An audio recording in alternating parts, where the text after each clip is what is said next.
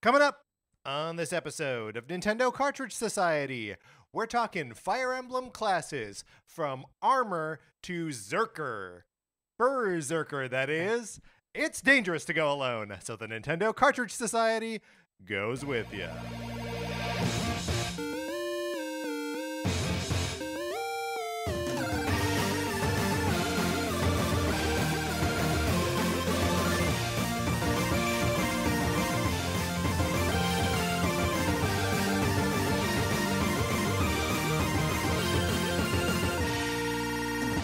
Welcome to Nintendo Cartridge Society. My name is Patrick Ellers, and I am joined, as I am always joined, by my co-host, Mark Mitchell. Mark, how's it going? It's going great. My husband and I are watching the most recent season of The Amazing Race. You're back on The Amazing Race. We're back on The Amazing Race. Great. And on this season, one of the teams are two women who are identical twins that were separated at birth and only found each other like recently. It's like 30, and so it's been like 36 years. They didn't know that the other person existed.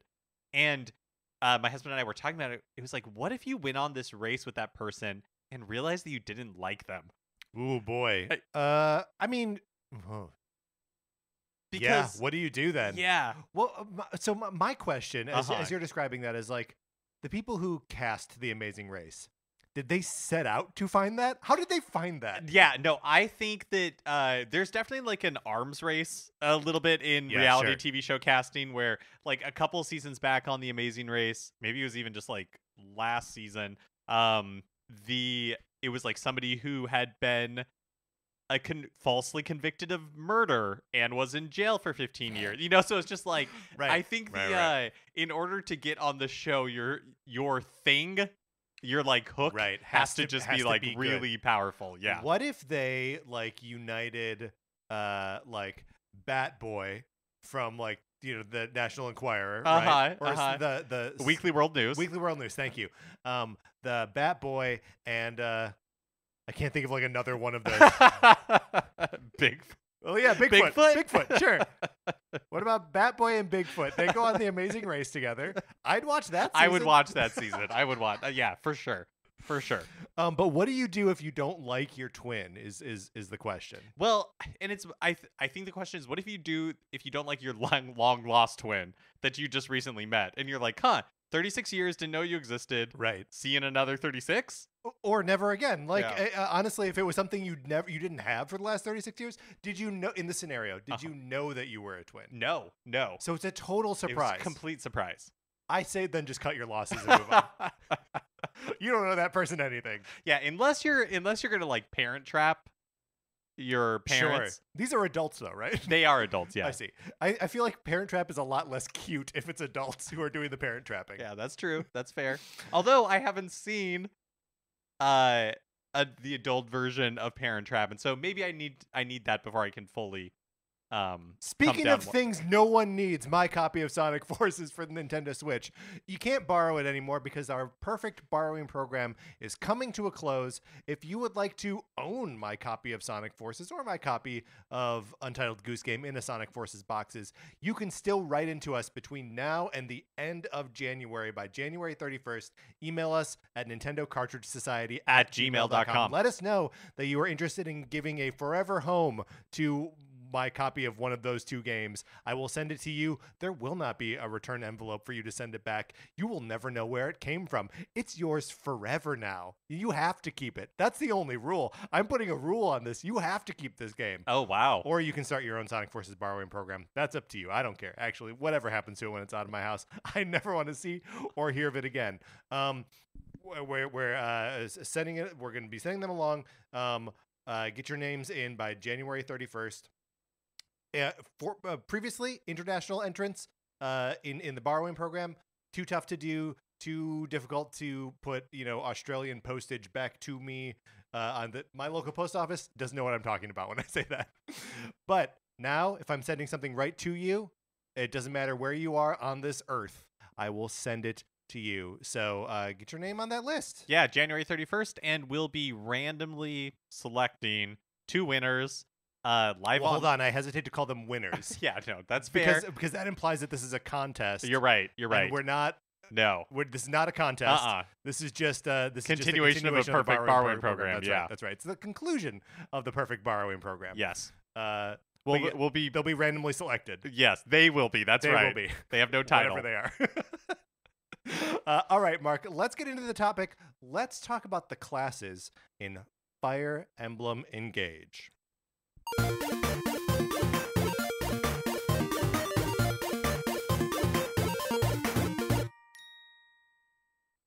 So, first, why we're going to do what we're about to do is that so first of all, what we're going to do, and then second of all, why we're going to do it, and then maybe a third thing after that, and then we'll do the thing. So first, what we're going to do is we're going to go through all of the classes that we know of in Fire Emblem Engage, and we are going to assign to them a Nintendo character, probably, that most closely represents what that class is. That's right. And the reason we're doing this is because, look, there's a lot of information in a Fire Emblem game. All RPGs are stats heavy and systems heavy, but Fire Emblem has had 30 years of games to just like build up new ideas and concepts and just building on the previous things. There's that whole weapons triangle you got to have memorized. Mark, what beats a sword? I don't know. It's a spear. Sword. The spear. Spear is broken easily by the axe. So axe beats spear, spear beats sword, sword beats axe is how that works. So where do bows fall into this weapon triangle? Bows are good against flyers. Is that a separate triangle? It's not so the triangle is nice and neat and like you can square that up really easily. But then there's like magic and bows and flying. Sounds like we need an octagon of power. We may in fact need it. This would be a hexagon at this point, but yeah, it's that's all too complicated. The thing that we are going to drill down on is there are something like 25-ish classes, and several of them have 3 different variants of them. Plus, there are these like the like specific like special classes and all this other stuff that's going to be tough to wrap our brains around. So what we want to do, and this is maybe even as much for us as it is for the listener, we're going to ascribe a Nintendo character that like represents what that class is, so that while we're playing it, we'll be like, this is my Wario. Okay, yes, I know I know what I'm doing when I'm like, oh yeah, this is the Running Man from the Legend of Zelda: Link to the Past, right? So that's why we're doing this, right? Premise granted. Granted. Granted, endorsed. But before we get into all of that, just maybe like a quick statement of where we are on the Fire Emblem series, how much experience we have with them, our level of excitement regarding this new one, and all of that. So, Mark, let's start with you, because I think your history with the series is fairly short. Yeah, brief. So, Fire Emblem Three Houses is the first Fire Emblem game that I have played and beat. I did one of the stories. I did the Blue Lions. And I really, really, really liked Fire Emblem Three Houses. I generally don't love like tactical strategy RPGs, but one thing that for me was a real hook was kind of like the monastery and like the school aspect and the different houses and like you're spending time with the characters and like all of that was super, super appealing to me. And the fact that Engage does not have that is I liked Three Houses so much that I am interested in playing Engage, but I am a little nervous that they've gotten rid of like the aspect that appealed to me so much, because I played Three Houses, but I played on like the easiest difficulty with permadeath turned off. And so for a lot of the battles, especially in the beginning of the game, I was just like auto battling through everything, like. But you did reach a point where, like, you were invested in the battles, right? You weren't auto-battling. And you reached a point where, like, you couldn't really, or at least I couldn't really auto-battle my way through it. Like, I had to start playing strategically. And, like, I enjoyed that. Don't get me wrong. Like, I didn't dislike that. But the hook that got me into the game was, like, the social aspect of it. And so, I am, like, Engage has been reviewing really well. I'm not looking forward to it, but I am a little more like cautious about what my experience will be. So my experience doesn't go back too much further than yours. My first Fire Emblem game, I actually got Fire Emblem and the I'm not going to remember the name of it. The DS one, the one that was a remake of the original Shadow Dragon and the something, doesn't matter. And I couldn't get into it at all. It's kind of a notoriously bad version of that game. But so Awakenings was the first one that I like played and fell in love with. And kind of like you, what really drew me in was it's not so much the social aspect of it as the like romance and like heritage aspect of it, because in that game there's time travel and the children of your units travel back in time from the future to like fight alongside you, which means that there are all of these children characters that appear throughout the course of the game, and who you have like paired up as you're playing, like that dictates who their parents are. Like the mothers are usually the same, but fathers could be like anyone. Which is cool because you can pass down traits and skills and all these other things to these characters. And it just, I don't know, I felt like an immense ownership over all of the children characters. And I loved putting a child into, this sounds insane, a child into battle with both of their parents, because they have, the parents obviously have these high relationship stats already, and then you throw their child in there and they can all like work really, really well together. Mm-hmm. So like it's a way of the combat in the game sort of enforcing the relationships, and the relationships are improved by them fighting alongside each other. Like all of it just, it feels so good working together. And some of that is also available or like apparent in Fire Emblem Fates, which I liked as well. But I also really enjoyed the Echoes Shadows of Valentia, which did away with like all of that because it's a throwback to the second Fire Emblem game. So I feel like I am kind of I'm open to whatever Fire Emblem has to show me, right? I played these games with permadeath on. I played these games on like a regular difficulty. Even when I play with permadeath on, if one of my units dies, I start the battle over because I am not about to progress with. But does that mean I just shouldn't be playing with permadeath on?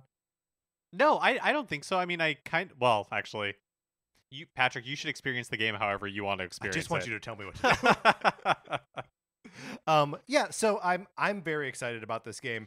I'm turned off by the two hair color of this protagonist.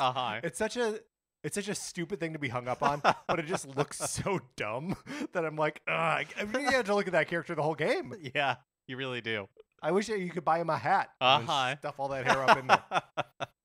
All right. Well, we're excited about Fire Emblem. We're going to be going through each of the classes, and we have pulled this list from the Fire Emblem wiki, which, I guess neither of us can vouch for how complete this list is. Right. And obviously we are talking about this before the game is releasing. So everything that we're talking about is kind of our impressions of it. And wherever applicable, we have pulled a notable character in that class from previous games. And in those cases, we are going to sort of use the personality of that character to guide our decision about what Nintendo character best represents this class. Because you can only ascribe so much to... This guy has a sword. Right. Yeah. Who has swords? Link? Is it Link? So I think this is going to be fun. I think it's going to be useful. It might be neither, but let's do it. So the first up is the Cavalier class, which is just the basic description here is a horse-mounted combat physical class of knights. Mm-hmm. So the character that we are using as our representative Cavalier is Oscar. And he's from Path of Radiance. That's right, from the GameCube game. And Oscar is a straightforward but accommodating member of the Grail mercenaries who has good instincts. Characterized by being cheerful, calm, and polite, and is rather tolerant to the antics of the people around him. He's also renowned for being a good cook and enjoys receiving feedback on his culinary skills. Enjoys receiving feedback. I know, right? That would make a great employee. A great employee, or also maybe someone who likes to be kicked around a little bit. Oh, yeah. Teacher's pet, for sure. So that's sort of where my mind goes first, is like maybe a little bit of a teacher's pet, likes to be in the kitchen. Uh-huh. Okay, so who is this? What Nintendo characters like to cook? Right. Well, and also, I just wanted to put this out there. up front that if we are pulled in the direction of a non-Nintendo character, I don't want to fight it. No. Right? Right. So if something comes up and Jar Jar Binks gets easily plugged in here, we're gonna plug Jar Jar Binks in. Yeah. Don't fight it. No, I mean, ride that Jar Jar wave. Here's a thought. Okay. What do you think about Kirby? Okay. Definitely likes to be in the kitchen. Cheerful. Uh-huh. Polite. Accommodating. Calm disposition. But also could be a horse-mounted combat physical class of knights. You know? Yeah, no, I like this. I also rather tolerant of the antics of people around him. Kirby frequently, first of all, surrounded by other Kirbys, weirdly enough, but also teams up with his enemies all the time. Yeah. In a way that not even Mario and his go-karting friends inhabit. Like, Kirby will lead a team of Waddle Dees. Yeah, if of necessary. Those, like, Cyclops things. Uh-huh. So, yeah, I think Kirby's the way to go here. Okay. So Kirby is going to be our Cavalier, and in Fire Emblem Engage, the Cavalier class comes in 3 different varieties: the Lance, Sword, and Axe types. But yeah, I think this is good. I think Kirby can represent this class for us. Next, Mark, we are moving on to the Paladin class, which also comes in Lance, Sword, and Axe types. This is a horse-mounted physical combat type. Because they have no real statistical strengths, Paladins and Cavaliers are often used to aid other characters. So the character that we've pulled for this one is from Mystery of the Emblem, which is a Super Famicom game, never released in the West. Camus, who appears in other games, later known as Zeke and Sirius. But Camus is the highest example of a knight. He is unwaveringly honorable, righteous, and loyal to his nation.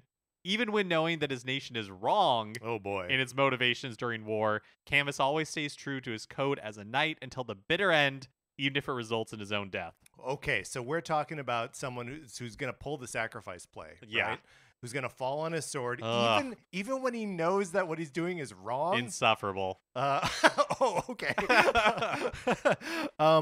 So, also, I wonder, do you think his name is pronounced Camus or like Camus, like the philosopher? Oh, do you know what?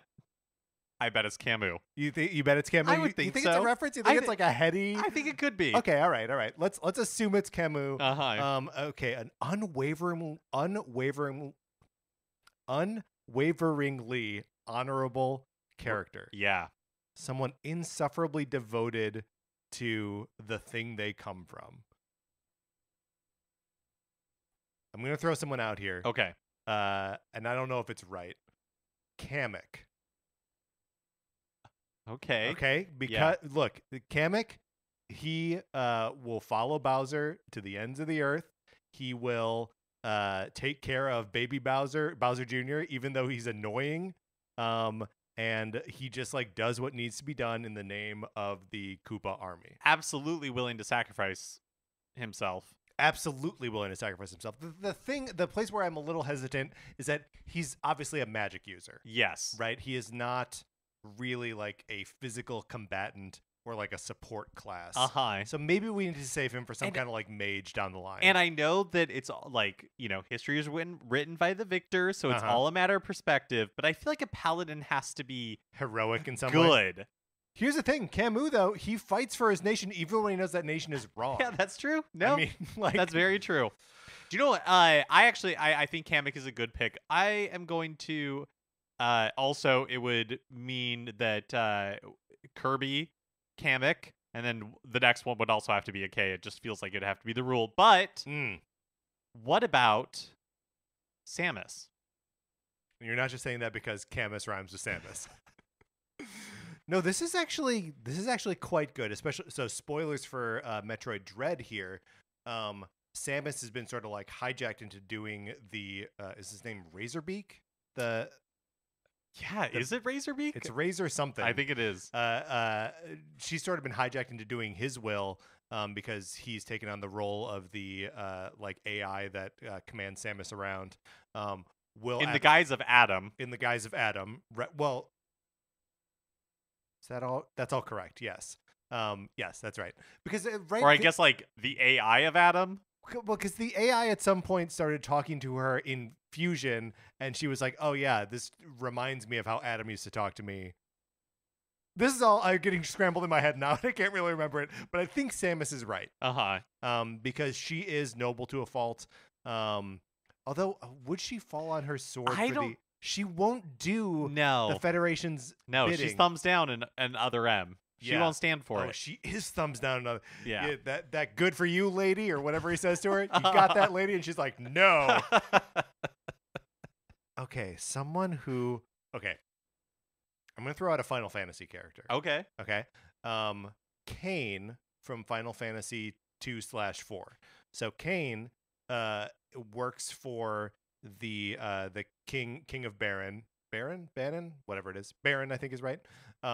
And he is like your main character's best friend at the beginning of the game, but like he backstabs you and does like he's a good soldier for the king, even when you turn from a Dark Knight into a Paladin and you're on your own path. He stays kind of loyal to the crown for a very long time.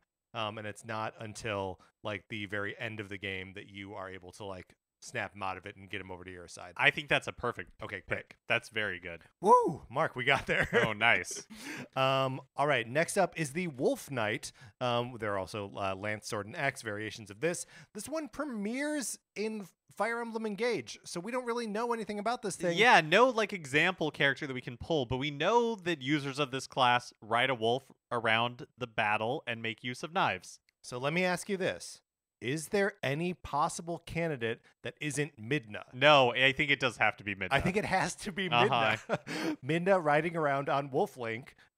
If there's any justice in this world, you'll be able to scan the Wolflink amiibo into Fire Emblem Engage and add a Wolf Knight to your team. That'd be amazing. Who is Midna? Yeah, I think that's right. I don't think we need any further discussion on that.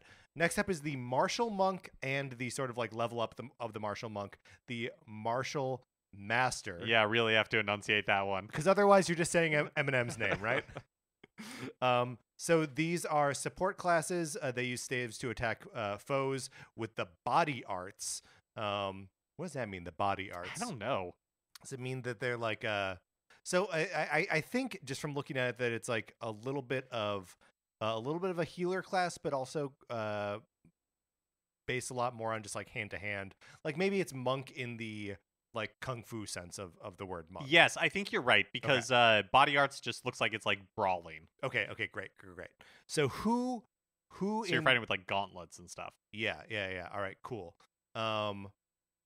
First thought, best thought, or first thought, a thought. How about Wolverine? Oh, I was gonna say.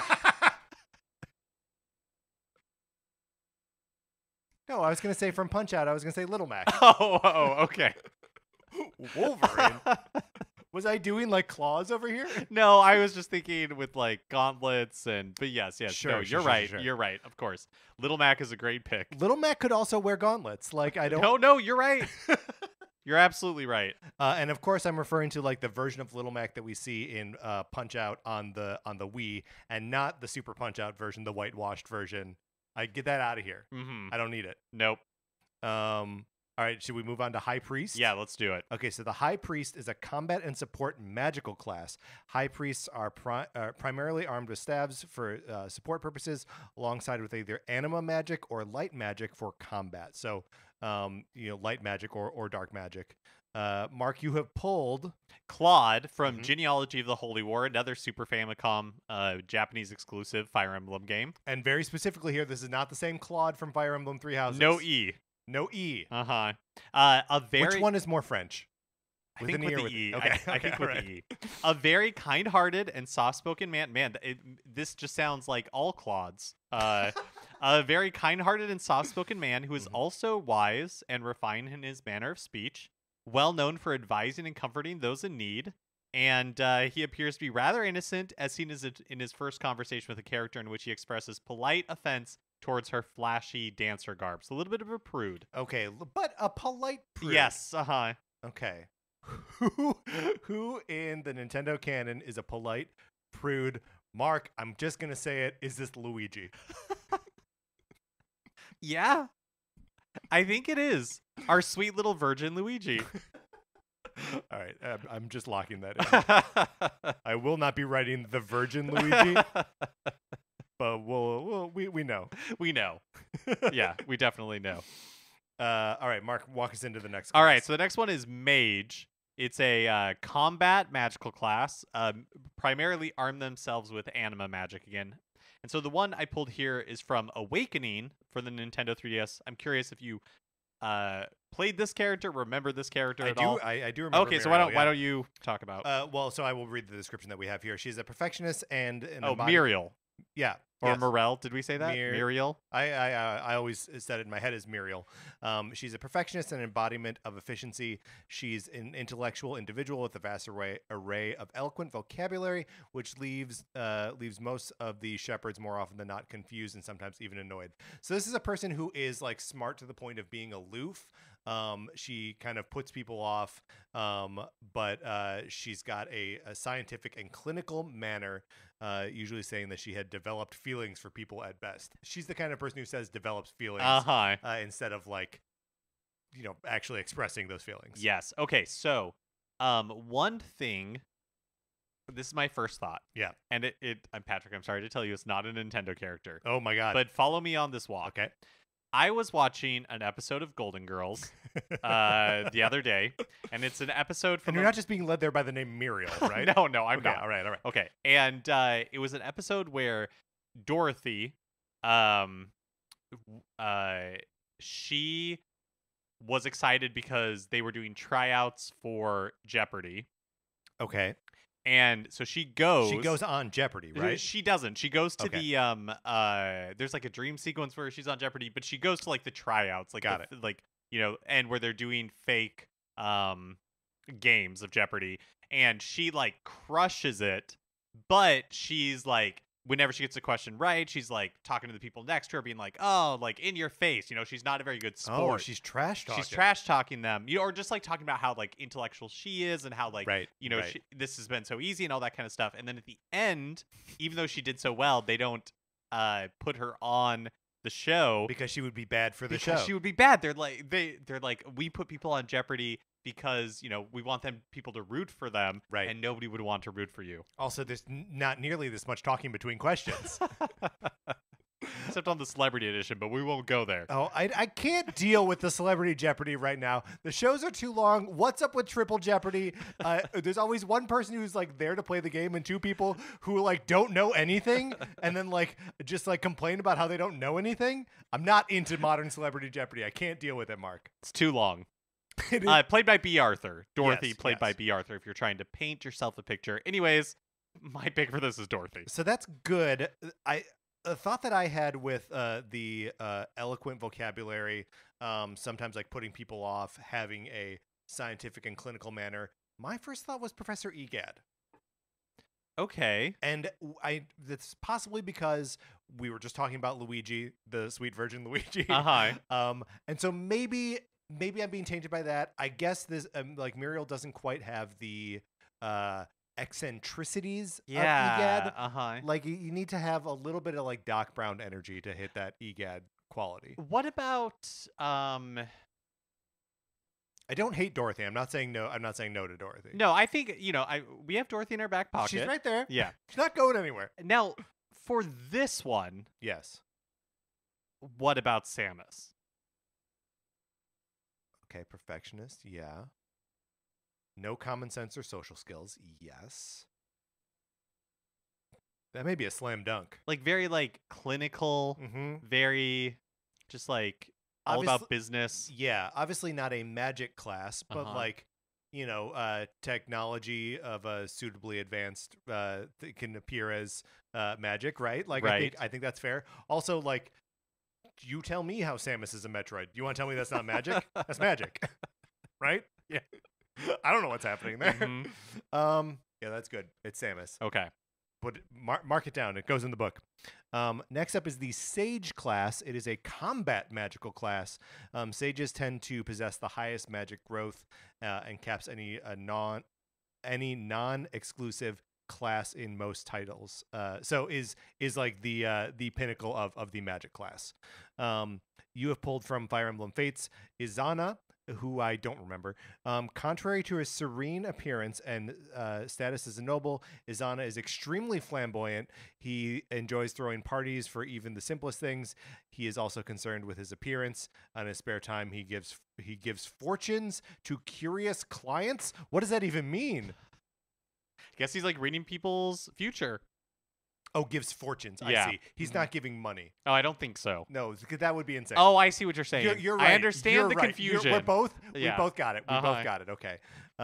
Whether the fortunes are legitimate or not are unknown. So yeah, that would make sense. He says he's seeing into the future. It's not that he's going to give you like a bunch of Bitcoin and you don't know how the exchange rate is at present. Okay. So a flamboyant party boy.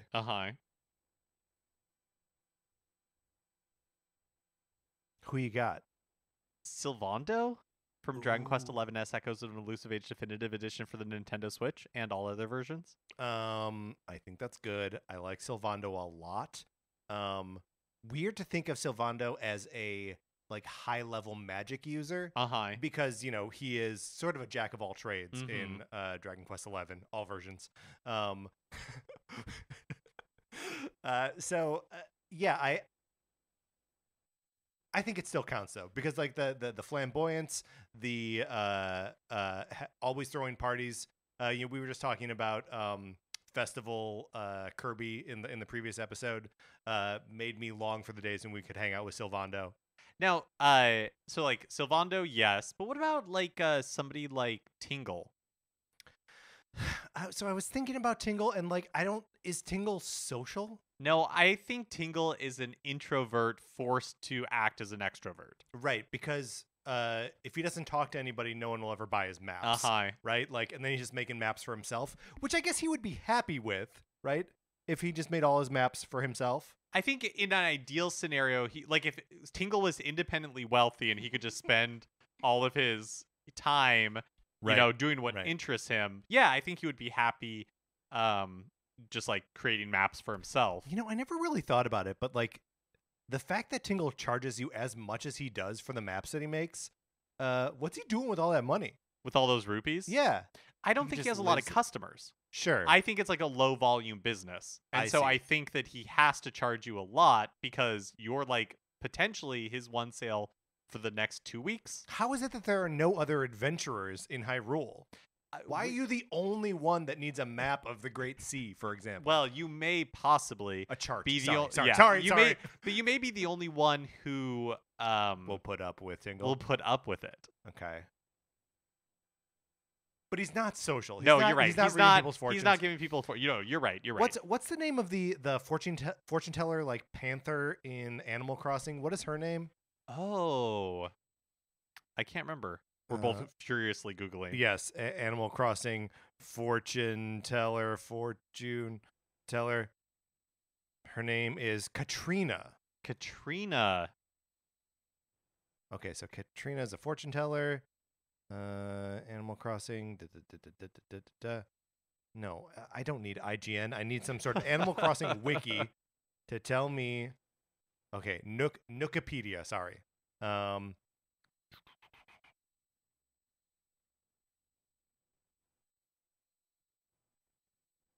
She talks like a snooty villager or a wise woman due to her job as fortune teller. So really, I guess the only similarity here is that it's like a fortune teller. Yeah, like the flamboyance, I guess, feels like such a big part of Claude. Oh, or sorry, Izana. But I mean, there's not a flamboyance to Katrina. She's like decked out in like she's wearing all this like draped clothing and like wears this like thing on her head. Like I think there's a lot going on there. There's a lot of performance in what Katrina is. Okay. I say we go with Katrina. Okay. If for no other reason than we've got a fortune teller. I buy her as a sage character, Yeah, I like it. All right. Next up is the Mage Knight. This is a horse-mounted magical combat class. Mage Knights are primarily armed with dark magic as their weapon of choice. Depending on the title the class appears in, is also either a sword wielder or a wielder of staves as their secondary equipment. Mark, you have pulled here Olin, Alwen. I was gonna say Olwen. Olwen. Olwen. Short-tempered and quick to anger, deeply driven by a strong sense of justice. Justice. Quick to anger. Mm-hmm. Do you think of many of the Nintendo characters as like angry characters? Not, I mean, like Wario in a kind of like comical way. Right, he's like funny angry. You have the Happy Mask Salesman, whose name is ironic because he's not that happy. Not that happy. But I also wouldn't like. I suppose he is quick to anger. But I mean, he's quick to like a supernatural anger that we are not meant to understand. I wouldn't say that he's like driven by justice. No, absolutely not. Okay, what about Ganondorf? Do you think of Ganondorf as angry? I feel like he is just like steady of purpose, right? That he's just like, it is my unending goal to just like rule Hyrule, to get the Triforce and make everything terrible for everyone. I don't think he's mad about it. You're right. He's pretty like even keeled, all things considered. Yes. What about Rivali?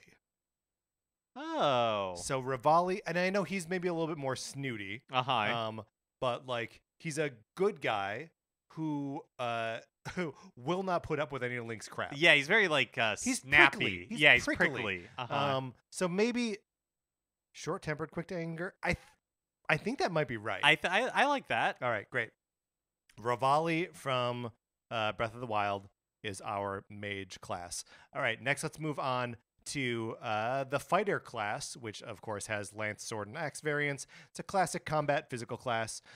We are going with a character from Tokyo Mirage Sessions, Sharp FE. His name is Barry Goodman, which sounds like someone you would know in real life. Yeah, so his whole deal is that he is not from Japan, but he moved to Japan and is like obsessed. He's like obsessed with Japan's otaku culture. Got it. But he takes his work very seriously. He's like a ex-music executive that like you go to him and he like trains you to dance and like all this kind of stuff. This is Tingle. He's a very actually who in the Nintendo canon is an otaku but Tingle. No. He's proud of his work. He's very good at it. Which Tingle we know is because he can charge exorbitant prices for those charts. That's right. Yeah, I think Barry Goodman is Tingle. All right. The fighter class. Classic combat physical class. You think of Tingle. 100%. With that physique. Love that physique. I love a character with just like a little bit of a belly.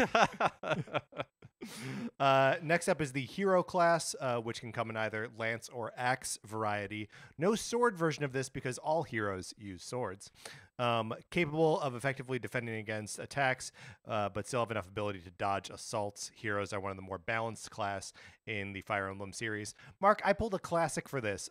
This is Ike, as seen in the GameCube and Wii games, the Radiant games, Radiant and Radiance games.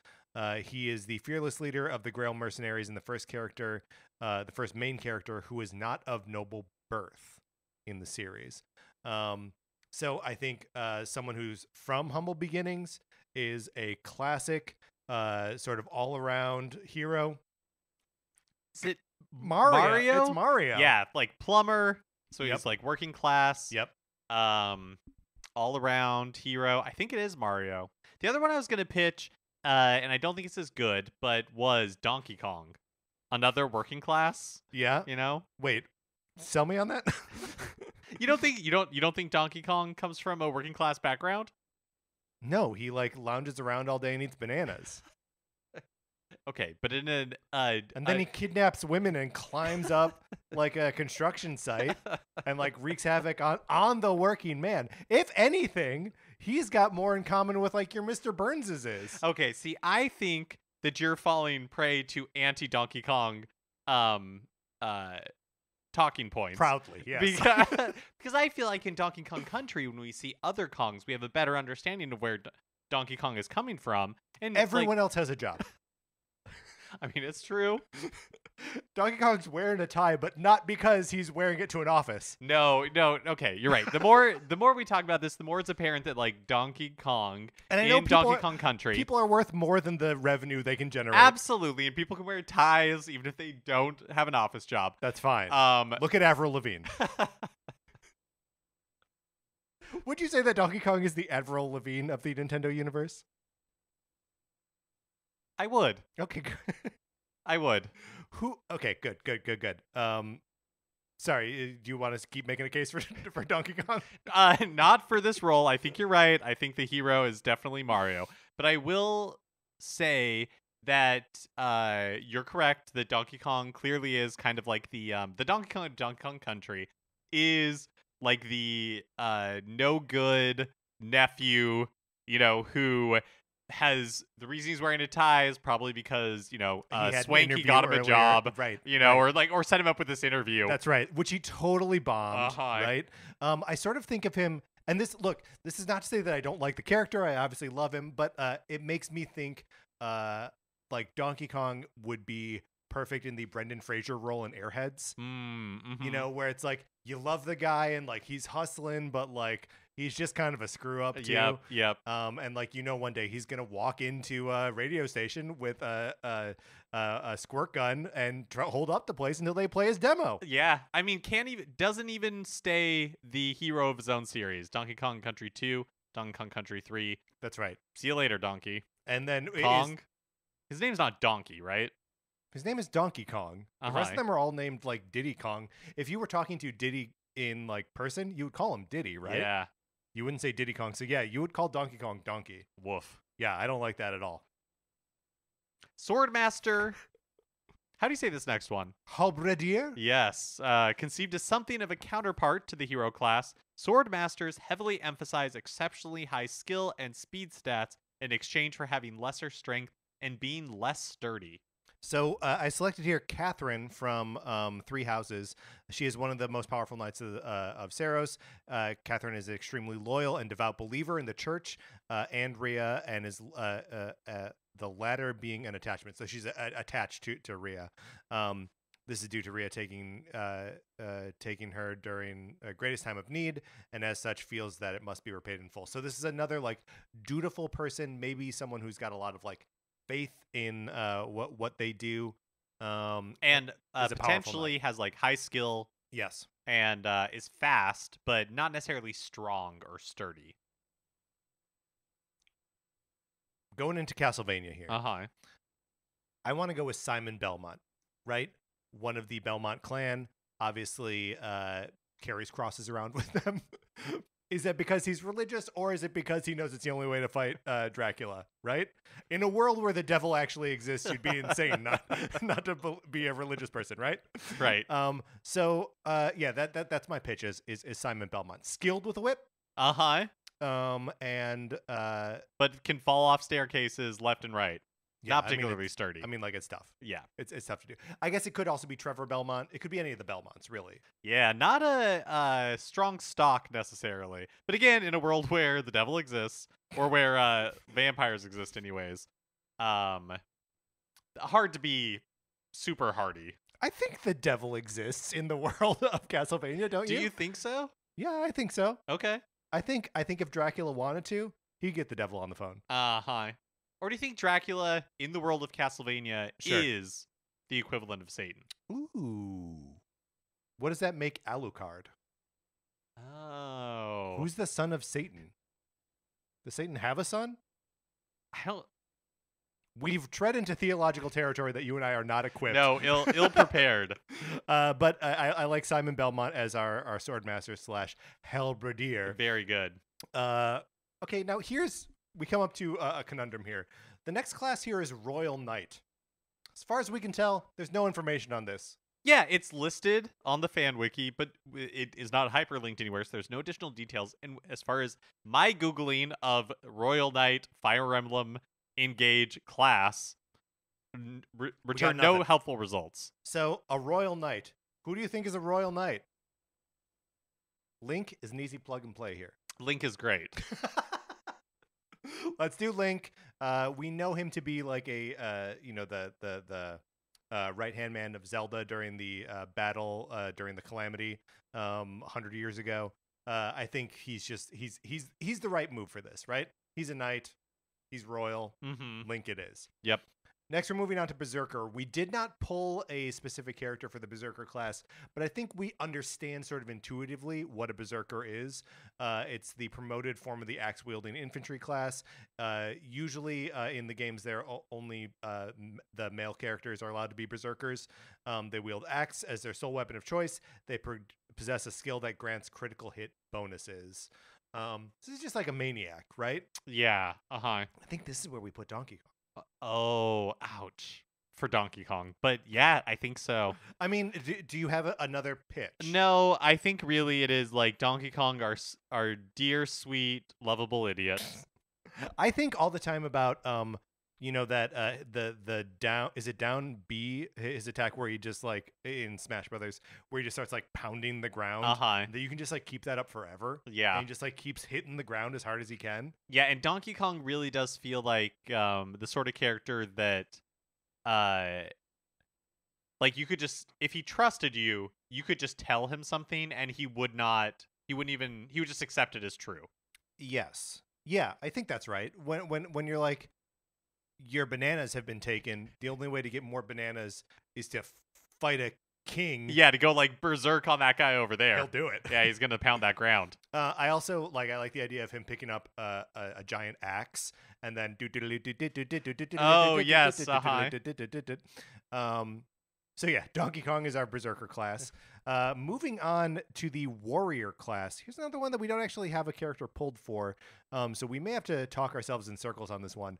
Warriors are characterized by high HP and strength with rather modest speed while having decent skill and defense. However, they also have quite low resistance and middling speed and skill. So it seems like kind of an all-arounder, but not very fast. Mm-hmm. Again, kind of like a Berserker, just maybe not as insane. Just without like that crazy edge. So is this where we put Diddy Kong? Oh. It's like Berserker light. I feel like Diddy Kong's not heavy enough. Okay. To be like a warrior, I don't think of Diddy Kong as having high HP. Sure. All right. Yeah. Or like I strength. I buy that. Yeah. Who then is our warrior? Okay. What about Captain Falcon? All right. So I feel like Captain Falcon would have high HP. Sure. And strength, we know, with like the Falcon Punch. But it takes a while to like wind these moves up. I mean, in Smash Brothers. Here's the problem: is that saying that a character who is famous for racing is not fast? Well, sure. Give Captain Falcon an F-Zero racer. Sure. Yeah, sure. He's fast. Right, okay. Put me in a roller coaster going 100 miles an hour and I'm fast. All right, sure. I mean, we could put you in the Blue Falcon and you would go fast. Yeah. How long do you think you would last driving an F-Zero car? What, like... In terms of 0.1 seconds. Yeah, okay, great. Like, I think I would I would sit down and it would just, like, reject me like an organ rejecting a, sure, there's just like a new ejection body. seat. Yeah, it was just like, no. It's like a spring. Not going to do this. Do you think when you get in the seat to drive a car in F-Zero that it's just a Super Nintendo controller? I do think that. Yeah, I do. Yeah, that I don't last a minute either. Captain Falcon, I feel like is pretty good here. I think you're right in that, especially using his Smash Brothers characterization, that we are hitting all of the right moves here. High HP, high strength, but a modest speed. Also, I think Captain Falcon, if you start casting magic on him, which is what low resistance means, I think he is totally. You cast a fire spell on that guy, he's burning up. Oh, useless. Yeah, for sure. All right. Next, we are moving on to both the Archer and Sniper class. which the sniper is just like the upgraded version of the archer. Archer obviously uses bows and arrows, and when upgraded to sniper, they can have like really good range shooting from very far away. The character that we are using here is the other Claude with an E from Fire Emblem Three Houses. Claude is described as easygoing at the surface, but he has a side that forces others to keep their guard up around him. He maintains a sense of mystery, but does so to entice other people to like get to know him better. While appearing lazy and casual, he is far more astute than he lets on, and is always a few steps ahead of his peers during conversations. So almost a con man, but not quite. Yeah, not quite. Like a con man for good. Sure. A lovable con man. Conning you into his heart. Yes. Sawyer from Lost. Yes, yeah. Oh, yes. Uh-huh. That's my pitch. The con man with a heart of gold. No. Let's. I mean, Sawyer from Lost is good. Sawyer's, we have it in our back pocket. Right, he's in the back pocket. But who is? I mean, appearing lazy and casual, far more astute than he lets on. Like, I mean, yeah. It's Sawyer from Lost. It's sure. Sawyer from Lost. But do we have a Nintendo character that fits this? What about Groose? Oh, all right. Groose, I think of as more of a blunt instrument. Yeah, that's true. That's true. I just think of him as having like, this is Groose from Skyward Sword. Yeah. Who, at the beginning of the game is kind of like a bully, and but then has like a turn about halfway through the game or something. It feels way later than that. Yeah. It's like 80% of the way. So like a little bit spoilers here. Just for like Groose as a character, we won't get into like some of the other stuff at the end of the game, but like end game Groose is like smart and charming, right? And I mean, but he's almost got more of that like that duty stuff that we were talking about earlier. Yeah, right? and kind of like at the end, more like a puppy dog energy to him. Yeah, where he's not like sly or like he's very open at that point. Right. There, right. There really is no kind of like deception involved there. I'm trying to think if there's like a merchant character or someone who like you get to know that. Okay, what about the merchant from Resident Evil 4? Oh, okay. Someone who's just sort of like magically always there. Where you're like, how did you get inside this cave? There are zombies everywhere. How do you have exactly what I need? How are you sweet talking me into buying and selling stuff from you? A true sense of mystery. Mm-hmm. True sense of mystery. He's always one step ahead of you in the conversation or in the cave or whatever. What do you think? Enticing you to interact with him. That's right. There is a sexiness about Claude that I do not feel towards the Resident Evil merchant, and that's true. One of my big hangups here. Draws me back to Sawyer, frankly.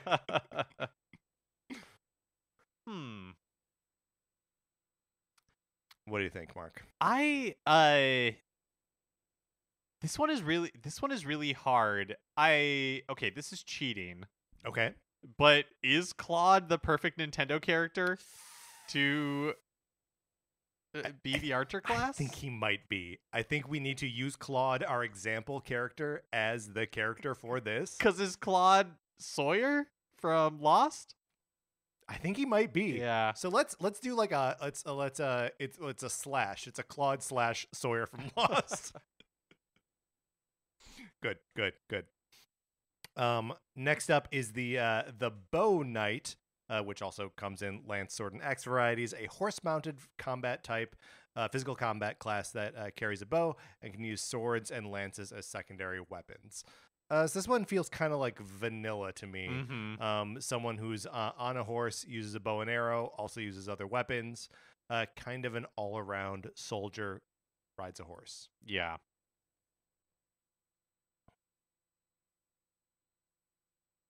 Feels a little boring. What about Fox? No. Fox McCloud, we should say, for one of these flying guys, right? Mm-hmm. Yeah. All the flying guys should probably be members of Star Fox. Sorry, whichever one of you is Slippy. But maybe none of them. No, there's one. All right. Who? Yeah, just kind of like a really middle of the road, but is not like a middle of the road in like a Mario type of way. More just like middle of the road hero. Can kind of use everything. What can you tell me about the characters of Yuka and Laylee in Yooka-Laylee? Not much. Okay. But they're total just Banjo-Kazooie riffs essentially. But what about I mean, what about Kazooie then? And that Banjo is the horse and Kazooie is the rider. Okay. Kazooie may have too much attitude though. Yeah, I feel like this, like you said, this one just feels so vanilla to me. What about Olimar? Okay. I mean, Olimar's thing is so much about like exploration and like like he's intrepid, right? Like right. His greatest qualities are not in his ability to fight, but in his ability to survive, right? And his ability to command, hundreds of little animals to their deaths, right? Yeah. Yeah, good point. Which maybe when we get to like the general class later on, we can bring up Olimar again. But just sort of like down the middle of the road. What is the name of just like the generic fighter in? It's not Ribbon Girl, but like Springman from ARMS. Ooh, yeah, I think you're nailing it right now. Springman from ARMS is absolutely who this is. Because yeah, he is Springman and Ribbon Girl. Man, they really were just like, how little personality can we put into the like two main characters of ARMS? Yeah. And then like, they get creative after that, and one of them is a clown, and like that's weird. And Min Min is great, and there's like that robot who's a cop with like a dog. Like some of the characters get really good. Twintel, great. But yeah, Ribbon Girl, Springman. Yeah, perfect. Okay. Up next is the Flyer. They can use like a lance, sword, or axe. It seems like generally basically just like the Pegasus Knight of Fire Emblem Engage. The Pegasus Knight may seem fragile, but they are one of the most useful classes on the field. They can fly over normally like impassable areas, and they have something called like the Rescue Command in later titles that allows them to be used as a type of transport for ground units. Which is very useful. I feel like we got to use one of these Star Foxes here. And maybe for just like the Flyer, the sort of like Pegasus Knight type, I think we want to go with Peppy Hair, right? So a character that is a good support, a mentor of sorts, but not really like the combat ace. You know what I mean? Definitely keeps up with the rest of the team. Isn't Slippy, but also isn't Falco. Right. You know what I'm saying? Yeah. Oh, I know what you're saying. Thank you. So I think Peppy Hair has got to be the move here. Yeah, that's great. Which brings us to the Griffin Knight, the Griffin-mounted combat class known for its remarkably average stats across the board, as well as its extreme mobility. This is Fox McCloud, right? Yeah. A noble warrior who is just good at what he does, and people are like, that's a dude that you can trust. Do people feel that way about Fox? Is he a dude you can trust him? I think that you can trust him as a friend, but put him in the cockpit, right? And he's a wild card. But like a wild card in a way that you're like, he's gonna do what you want him to do, right? But I'm not sure I understand the character of Fox McCloud. Is Fox McCloud an ace pilot? Yeah. Is he like Maverick? I mean, but he's not part of like the army, right? They're a mercenary force technically. And like at the end of Star Fox 64, General Pepper like tries to give them, he's like, please accept this, whatever. He tries to give them some sort of role in the army. And he's like, no thanks, General. We do what we do. But like, they're basically taking orders throughout that whole game. I know. At the beginning of every level, they talk to General Pepper, who's like, you need to do this, Fox. And Fox is like, we're on our way. Well, that's probably why General Pepper doesn't push back that much. Because right. He's just like, okay. All right, whatever. Whatever, yeah. I don't have to pay you this way. Yeah. Yeah, okay, so that's the Griffin Knight. I'm making it our goal this year to understand who Fox McCloud is. Yeah, really like peel back the layers of that onion. Yeah, because there's something there. Next up is the Wyvern Knight. Wyvern Knight is a combat physical class. They are renowned for their Pierce skill that allows them to get through armor, allowing to get past enemies' defenses when activated, in turn resulting in each attack inflicting a sizable amount of damage. So another flyer. This one is a little bit more of like a chaos cannon. I think of the wyverns as like the evil version of like the flyers. Because like a wyvern, it's like a dragon, right? Right. It's like a scary dragon. So is this Wolf? Star Wolf? Wolf from Star Fox? Yeah. Like, what is his last name? He must have one. I'm gonna look it up. Okay, Wolfowitz.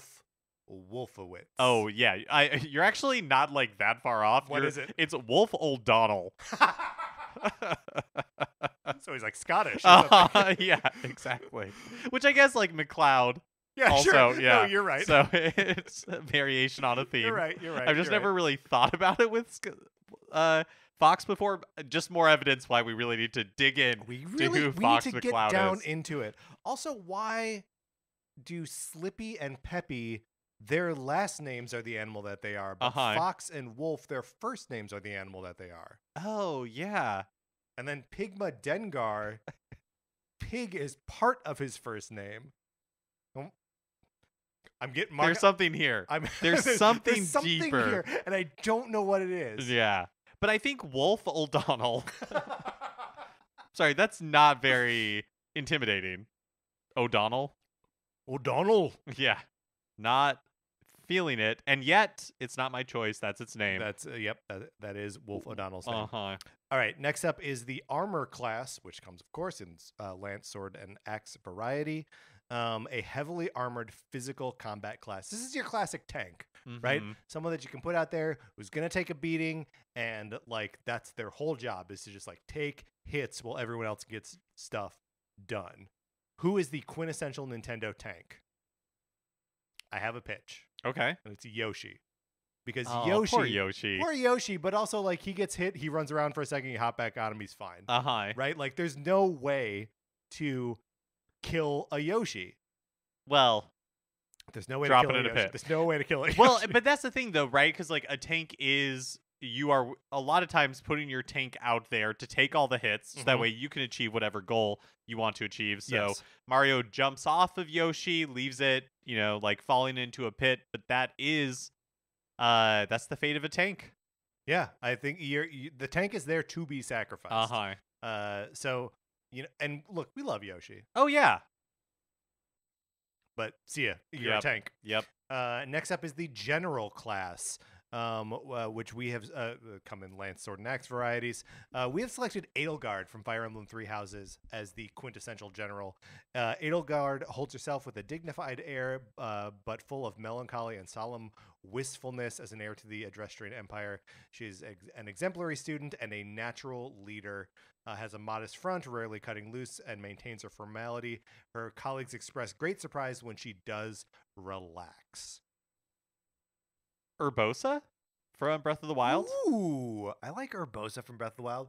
Also, like, all of the like modern, or all of the champions are like leaders in some variety, but like Urbosa leads from a place of strength, right? So I think that's right. I just don't know about the melancholy and solemn wistfulness. Yeah, I mean, that is definitely not true. But I feel like Urbosa holds herself with a dignified air. Yep. And but you're right, there isn't that sense of like darkness, I guess, for lack of a better term. Mystery, I guess more is what I'm like, or Edelgard looks out into the middle distance, and you're like, "What is going on behind those eyes?" That's right. Urbosa does it, and you're like, "She sees something over there." Doesn't matter. There's no mystery here. Right. She sees like a tree she wants to climb. Exactly. Yeah. Meta Knight. That might be perfect. Because Meta Knight, look, all of the Kirby characters' motives are impenetrable. But Meta Knight? Yeah, sometimes Waddle Dees are on your team, sometimes they're against you. And like, what does King DD? What is he king of? What does he want? What does he want? Is he eating that stuff or just breathing it in? Like, what's happening? Do you think he has lungs and a stomach and they're different things, or is it just one big sack inside him? Oh, yeah. I would. You know how like they for like Star Wars and Star Trek they have those like books where they kind of like bisect a spaceship, like a cross section of a spaceship. I want to see inside King DDD. Because for whatever reason I can accept it in Kirby, where I'm like, whatever. Yeah. I don't think there's anything in there. No, well, I think there's like a black hole in there. I think there's like definitively nothing, right? There's an absence of all things and enough gravity that it sucks in light. But King DDD, there's biology there. I think so. There's some sort of universal sac that draws everything in. Yeah. So we're not saying King DDD. No, I think it's King. I think it's Meta Knight. Yeah, I think Meta Knight is our general. I can also just like imagine him at the front of the halberd, commanding his forces. Oh yeah, like he's total. That's perfect. Next up is the Great Knight, which comes in. Oh, actually, these varieties are funny because it's always a pair of weapons. So either sword and axe, sword and lance, or lance and axe. And how does that fit into the triangle? Well, it just depends on what weapon they're using. I see. So, if you're using the sword against an axe, then you'll be effective. I understand. Yeah. And so we are choosing Ephraim, who is from one of the games. I forgot to write it down. I apologize. Ephraim is very confident and courageous, revered by his comrades as a brave leader, as well as someone who's renowned for his battle prowess, gift for strategy, and unwavering determination. He has a straight-to-the-point attitude and dislikes wasting time on anything that strays from his goal at hand. Okay. Confident, courageous, no bullshit. What about Ayumi from Famicom Detective Club? This is a great pull. Yes. Yes. I also love the idea of making her a great knight. Ayumi from Famicom Detective Club. She is first of all, she is the co-founder of the Detective Club. And you just sort of like happen into it because you're actually solving crimes. Yeah, I think that's right. I think it's Ayumi. Okay. Do you have another take on that? No. I was just racking my brain to see if there was. It's just so funny how so many of these characters are kind of like stoic, driven, right. Good leaders. I mean, it makes sense for like a war game. For a war game. Yeah. And look, is it a foolish exercise to try and this guy who runs around and yells "woohoo"? Like, what is he on the battlefield? It doesn't make a lot of sense, but I think it's good, Mark. I think it's good. Next up is and finally is the Thief class. And Mark, I pulled Gaius from Awakening.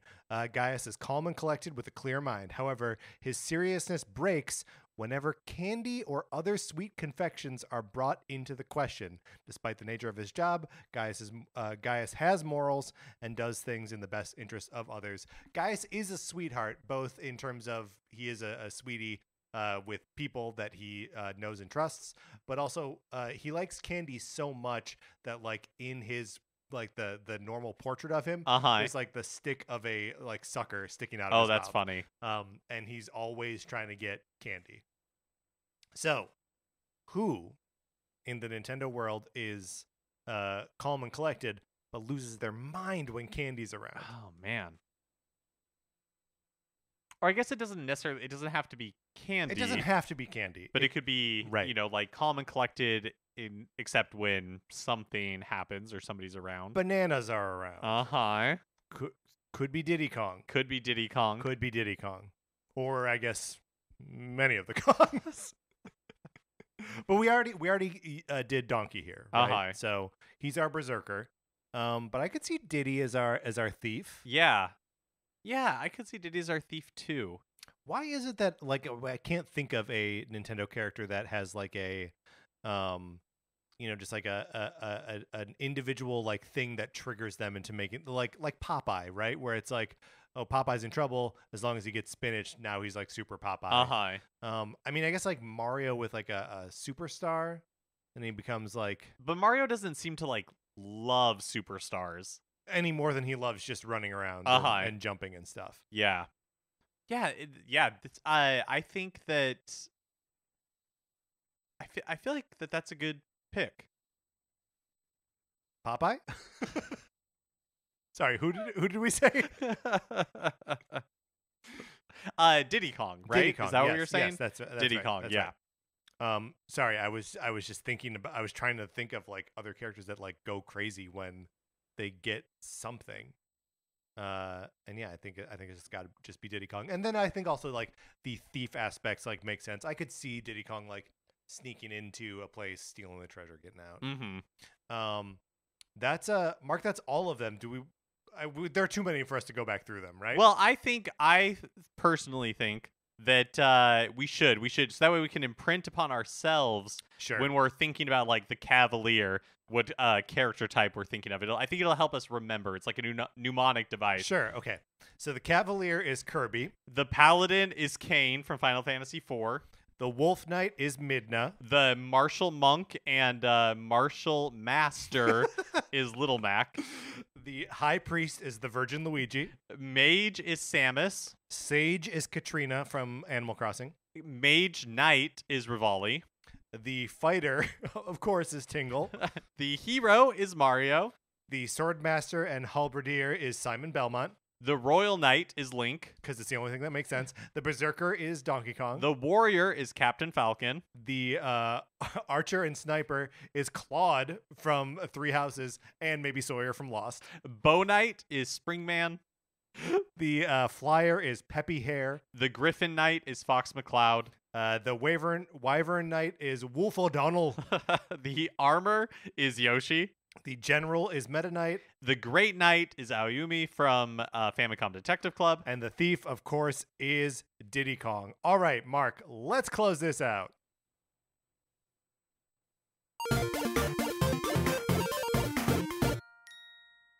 All right. That if there's anything that we missed there, any obvious classes that should be filled, obviously we didn't do like the Dragon Child or the Divine Dragon or like on any of these special classes because I think those are just like those are relegated to the hero of the game, right? So we left those on the table, but if any of these we should have assigned to someone else, email us, let us know, Nintendo Cartridge Society at gmail.com. That's going to do it for this episode of Nintendo Cartridge Society. You can follow us on Twitter. I'm at Patrick_Ellers. Mark is at MK Mitchell, and the show is at Cart Society. We also have a Discord, which is where you should go if you want to have conversations with us or with other people who are having a fun time talking about Nintendo all the time.